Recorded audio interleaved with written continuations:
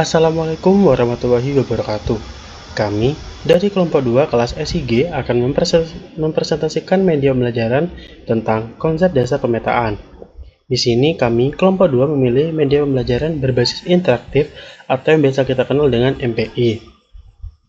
Media pembelajaran interaktif ini sangat memiliki banyak kelebihan dibandingkan media pembelajaran lain. Alasan kelompok kami memilih media pembelajaran interaktif ini karena di era modern seperti sekarang dan kemajuan teknologi, seorang guru atau pengajar dituntut tentang skill kreativitas dalam belajar mengajar di kelas. Karena media pembelajaran sangat berpengaruh terhadap minat belajar siswa. Adapun beberapa kelebihan yang kami pertimbangkan ketika mengambil media pembelajaran berbasis interaktif ini. Di sini, di tampilan awal terdapat laman cover dan kita bisa klik start untuk memulai. Nah, selanjutnya, di halaman selanjutnya terdapat beberapa item yang mempermudah seorang pengajar untuk melaksanakan belajar pembelajaran. Nah, media pembelajaran interaktif ini sangat memiliki banyak manfaat. Yang pertama, dapat mempersingkat seorang guru untuk melakukan belajar pembelajaran di dalam kelas. Tak hanya itu, media pembelajaran ini juga dapat digunakan untuk siswa agar lebih memahami materi serta mempermudah dalam mengerjakan kuis ataupun LKPD seperti yang tertera pada laman berikut. Di sini terdapat 4 tampilan. Yang pertama ada icon materi, yang kedua icon peta, yang ketiga ada kuis, dan yang terakhir LKPD. Nah, dari sini seorang pengajar nanti akan mempermudah dalam melakukan sistem belajar pembelajaran di dalam kelas, karena tidak usah bersusah payah untuk menginklusi sebuah materi dalam kelas. Baik, selanjutnya materi akan saya jabarkan melewati video berikut. Kita bisa klik materi. Nah, ada pun beberapa item yang tertera di dalam home materi. Yang pertama ada pengertian peta, yang kedua ada unsur-unsur peta, yang ketiga ada fungsi peta, yang keempat ada pembuatan peta, dan baik, selanjutnya ada pun materi pertama yang akan saya jelaskan, yaitu tentang pengertian peta. Di sini saya akan mencet tombol pengertian peta. Nah, pengertian peta. Peta adalah gambaran tentang sebagian permukaan bumi yang menunjukkan bentuk dan posisi berbagai negara, perbatasan politik, letak geografis, dan kenampakan alam, seperti sungai, gunung, jalan, dan bangunan. Serta, pemetaan adalah proses atau kegiatan untuk menciptakan representasi visual dari suatu area atau wilayah tertentu. Representasi itu biasanya dalam bentuk peta yang berisi informasi tentang lokasi, ukuran, bentuk, dan atribut geografis dari objek-objek di dalam area tersebut. Pemetaan bertujuan untuk menyajikan informasi spasial dengan cara yang mudah, serta digunakan oleh orang-orang banyak untuk memahami lokasi yang ada.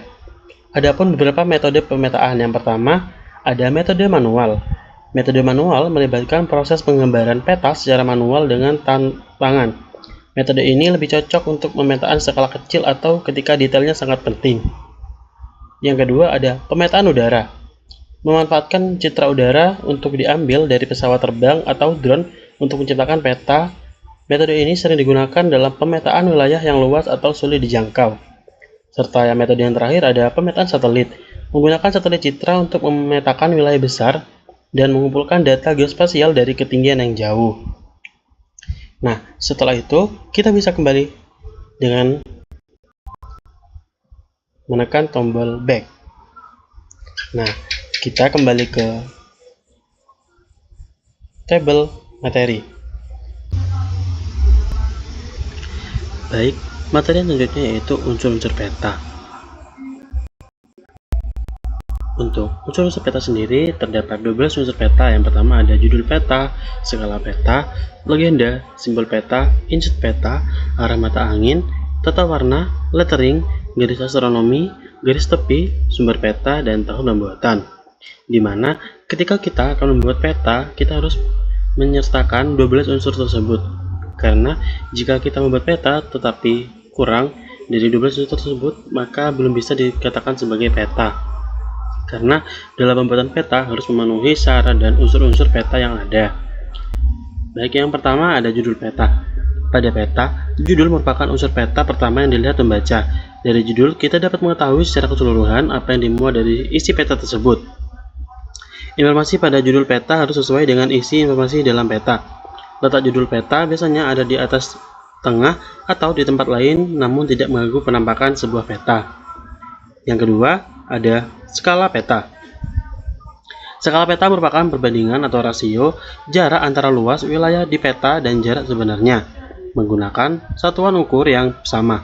Persamaan skala peta yaitu jarak objek di bumi dibanding jarak objek di permukaan bumi.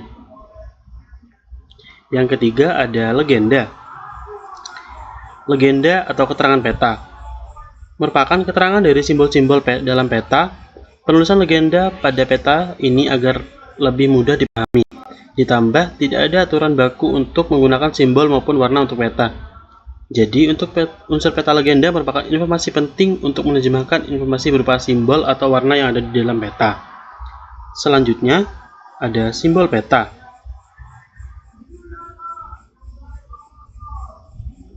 Simbol pada peta digunakan untuk mewakili objek yang sebenarnya. Hal ini dilakukan agar informasi dan fenomena yang informatif dapat ditujukan dengan simbol. Untuk itu, penggunaan simbol harus sederhana dan bersifat umum sehingga mudah dimengerti oleh pembaca. Yang selanjutnya ada insert peta. Insert adalah kedudukan daerah yang dipetakan terhadap daerah di sekitarnya. Fungsi insert yaitu untuk menjelaskan antara wilayah pada peta utama dengan wilayah lain yang di sekelilingnya. Contohnya, peta Pulau Jawa merupakan peta utama. Untuk melihat posisi Pulau Jawa, Sumatera, maka dibuat peta Indonesia sebagai insertnya.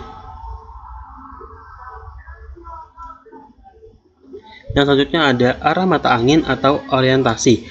Orientasi adalah petunjuk arah pada peta untuk menunjukkan posisi dan arah suatu wilayah atau titik. Dalam hal ini, peta biasanya berbentuk tanda panah atau berbentuk arah mata angin yang menuju ke arah utara. Selanjutnya ada tata warna.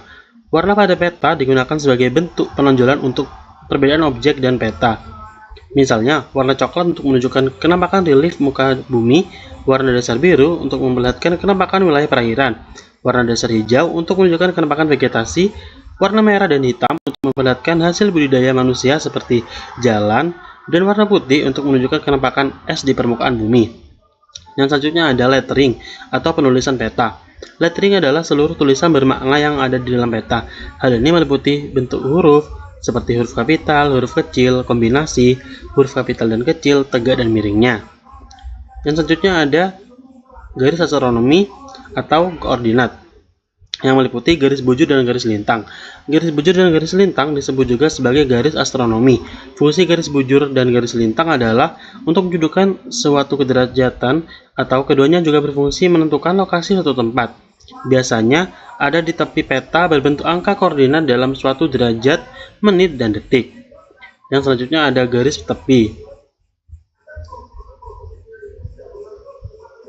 Garis tepi adalah garis yang letaknya ada di bagian pinggir peta, dan ujung-ujungnya tiap garis bertemu dengan ujungnya garis lain.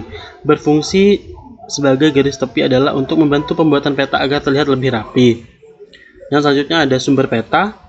Sumber peta merupakan referensi data untuk pembuatan peta berupa keterangan dari mana suatu informasi dalam peta tersebut didapatkan.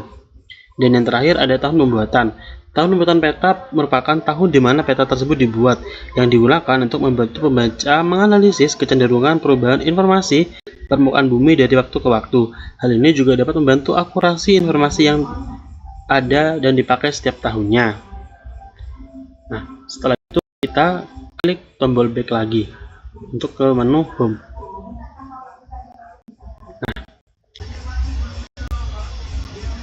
Baik, yang selanjutnya adalah materi tentang fungsi peta. Secara umum, peta berfungsi untuk mengkomunikasikan informasi ke pembaca peta. Peta adalah alat yang penting dan sangat diperlukan oleh para ahli geografi. Peta membantu geografer memahami secara visual hal-hal penting tentang permukaan bumi. Misalnya, di mana gunung berapi yang aktif akan meletus dan beragam fenomena geosfer lainnya yang dapat dipetakan. serta fungsi peta secara umum terdapat 7. Yang pertama ada menunjukkan lokasi pada permukaan bumi, menggambarkan luas pola dan membentuk sebagai gejala alami manusia. Yang ketiga, menentukan arah serta jarak suatu tempat. Yang keempat, menunjukkan ketinggian atau kemiringan suatu tempat. Yang kelima, menyajikan persebaran sifat-sifat alami dan non-alami. Yang keenam, memungkinkan pengambilan kesimpulan dari data atau informasi yang tersaji. Serta yang terakhir, melihat adanya gerak perubahan serta prediksi dari hasil pertukaran barang-barang, persebaran aktivitas industri, arus produksi, mobilitas manusia, dan sebagainya. Kita klik tombol back. Nah, lanjut ke pembuatan peta. Nah, di sini sudah tertera video tentang pembuatan peta yang akan saya bahas. Oke, kita play. Nah, setelah kita tadi membahas tentang materi, tentang konsep dasar pemetaan, kali ini kita kembali ke laman home atau laman pertama. Di sini kita akan mengenali macam-macam peta yang ada di dunia. Adapun beberapa peta yang dapat kita ketahui dengan cara klik item peta. Macam-macam peta ada 4 berdasarkan sumber data, berdasarkan skalanya, berdasarkan isinya, dan berdasarkan bentuknya. Baik, saya akan membahas satu persatu macam-macam peta.